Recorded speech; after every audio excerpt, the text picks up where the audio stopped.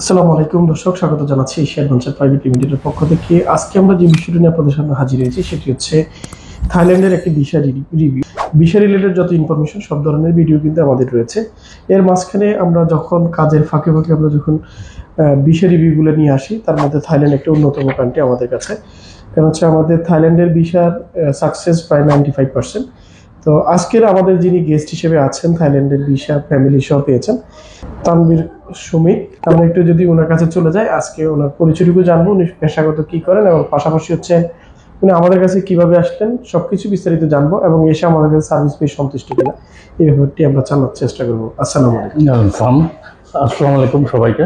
তো আমি আসলে একটু টেনশনে ছিলাম যে থাই ভিসা নিজে পূরণ করবো বা এই ঝামেলা ভাবলাম। পরে মানে আমি অনেক রিভিউ দেখলাম ইউটিউবে, তো দেখে আমার কেন যেন মনে হলো মানে ওনারা স্পেশাল।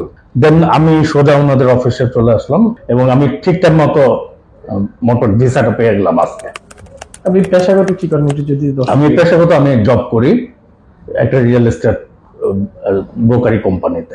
জি, আচ্ছা। আর আরেকটা বিষয় যে স্যার, যে আমাদের অনেকের তো ইউটিউব বা ফেসবুক সোশ্যাল মিডিয়াগুলো নিয়ে একটু অ্যালার্জি আছে, যেটাকে আমরা বলে থাকি, বা স্বভাবত অনেকে ইউটিউবার অথবা অনেক ফেসবুকে অনেকে আছে যারা আসলে বাস্তবিক অর্থে কিন্তু তাদের কার্যক্রমের ক্ষেত্রে কিন্তু বাস্তবের সাথে তাদের মিল পাওয়া যায় না।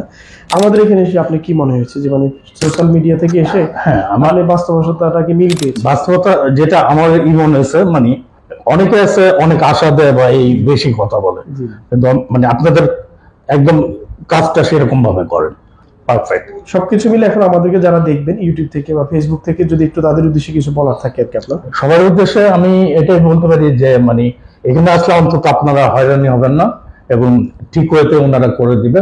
যেমন আমি নিশ্চিন্তে ছিলাম, ওনারা ঠিক মতোই টাইম মতো করে দিচ্ছেন সবকিছু। ধন্যবাদ আপনাকে আমাদেরকে অসংখ্য সময় দেওয়ার জন্য। আপনাকেও ধন্যবাদ। আমাদের যেহেতু বিভিন্ন ভিডিওতে বলা আছে 7 কর্মদিবসের মধ্যে ডেলিভারি পাওয়া যায়, এই পাসপোর্টটা ডেলিভারি এবং জমার ক্ষেত্রে যা দেখা যাচ্ছে সেটি হচ্ছে এই মুহূর্তে বই ডেলিভারি পেতে 15 থেকে 20 দিন সময় লাগতেছে। কারণ হচ্ছে বাংলাদেশের রাজনৈতিক পরিবেশ থেকে শুরু করে সবকিছু মিলে ওভারঅল এই মুহূর্তে যদি আপনি থাইল্যান্ড যেতে চান বা থাইল্যান্ডের ভিসা প্রসেস করতে চান, সেক্ষেত্রে আপনাকে মিনিমাম 20 দিন হাতে সময় রেখে কিন্তু আপনি প্ল্যান করবেন, যাতে করে আপনি কোনো ধরনের হ্যাসেল না হয়। তো যাই হোক বন্ধুরা, যদি থাইল্যান্ডের ভিডিওটি ভালো লেগে থাকে অবশ্যই শেয়ার করে দিবেন, কারণ হচ্ছে আমরা এই ভিডিওটি যাতে অন্যের উপকারে লাগে সেই দিক থেকে শেয়ার করার চেষ্টা করবেন। আর যদি ভিডিওটি ভালো লাগে থাকে অবশ্যই আমাদের চ্যানেলটি সাবস্ক্রাইব করে রাখবেন, কারণ হচ্ছে আমরা বিভিন্ন দেশের ইনফরমেশন এখানে দিয়ে থাকি। যেটি আপনার প্রয়োজন হয় সেটি আপনি দেখে নিতে পারবেন। আজ এই পর্যন্ত, ভালো থাকবেন, সুস্থ থাকবেন। আল্লাহ হাফেজ, আসসালামু আলাইকুম।